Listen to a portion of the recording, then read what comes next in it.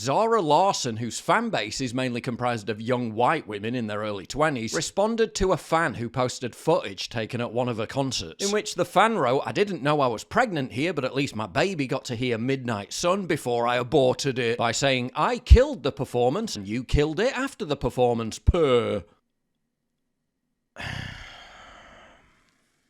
Absolutely demonic. But it gets worse. Responding to the controversy, Larsson only doubled down, clarifying that yes, she does find terminating babies inside the womb incredibly funny. I've seen this comment that I made on a page that was saying she got an abortion after the show. Where I was like, yes, I killed the performance, and then you killed it after the performance.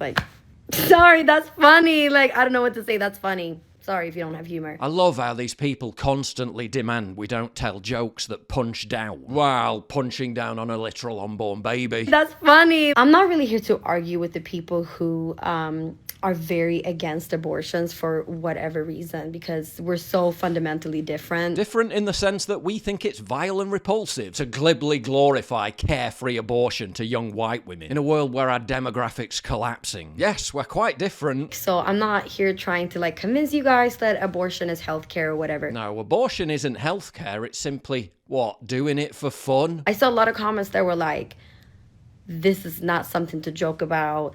I am so pro-choice. I am as pro-choice as the next person, but abortion is a very serious topic. And I just want to know why that is. Yeah, I wonder why people treat it so seriously. Not like we're talking about the protection of a literally defenseless sacred life, is it? Why do you feel like abortion is only okay when it's a very hard decision, when it's something that women have to struggle with going through, when it's emotionally or physically painful?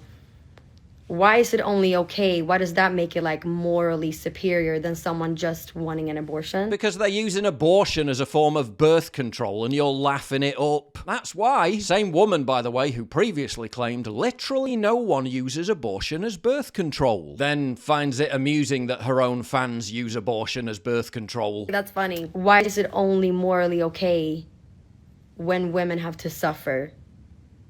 Now riddle me that.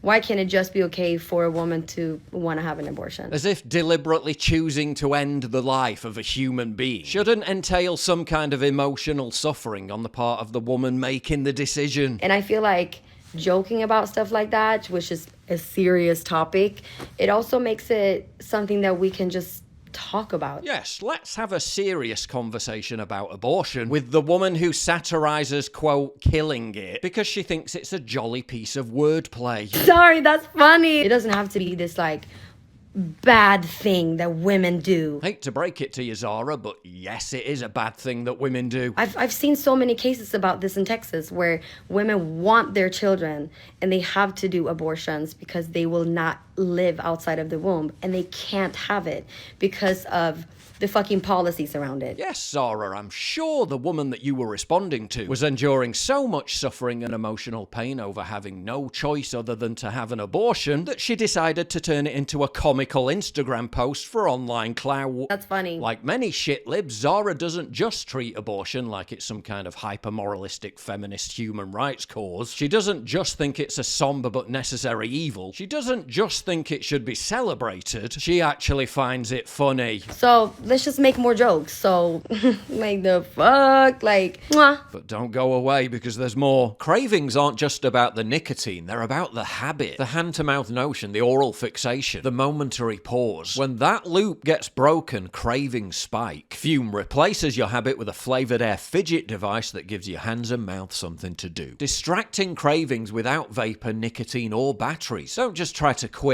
Upgrade the habit loop by reaching for Fume instead. I sit at a desk for most of the day. So before I discovered Fume, there was always the lazy temptation to just reach for the vape to satisfy the craving. But with Fume, I know I've got an alternative right here to hand whenever I need it. And not having to constantly charge it up is a massive bonus too. Fume's extensive choice of flavours are like what flavoured water is to soda. They're lighter than vape flavours. My favourite?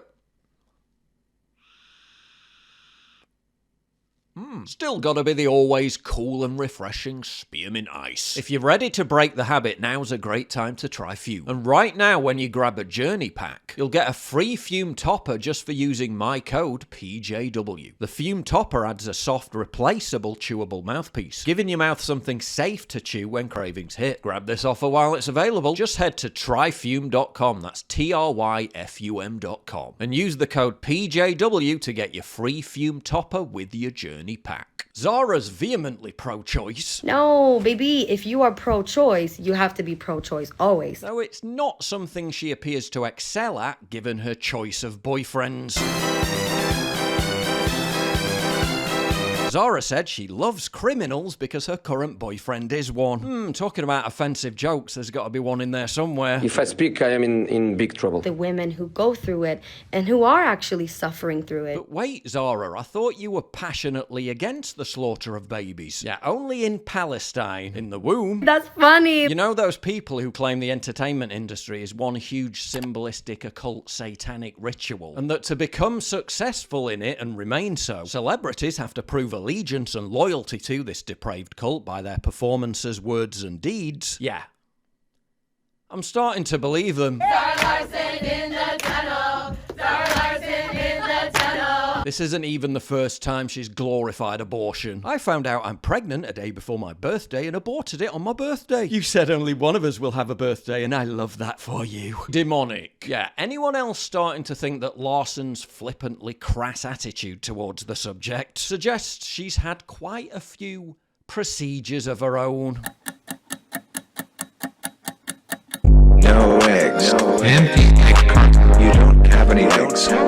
Zara's brain-dead fans responded to her abortion comments in typical NPC fashion by asserting that no one gets upset at male comedians who tell rape jokes. Yeah, the thing about the men telling those kind of jokes, not actually raping women, are they? Whereas this baby was actually aborted. Somehow a certain community will laugh at this shit, but draw the line at pronoun jokes. Zara is a truly hilarious woman, LMFAO! Over 100,000 likes. Yeah, truly hilarious. Thing is, it's not just a joke to them though, is it? Abortion as a form of birth control is literally their lifestyle. This is what they believe and practice. They probably think you abort a baby like you put an old dog to sleep. You want to know how it's actually done? Can't even show you because they'd censor the video. Suffice to say it involves terms like electric vacuum aspiration, partial birth and dismemberment. Yeah, really hilarious, isn't it? Sorry, that's funny.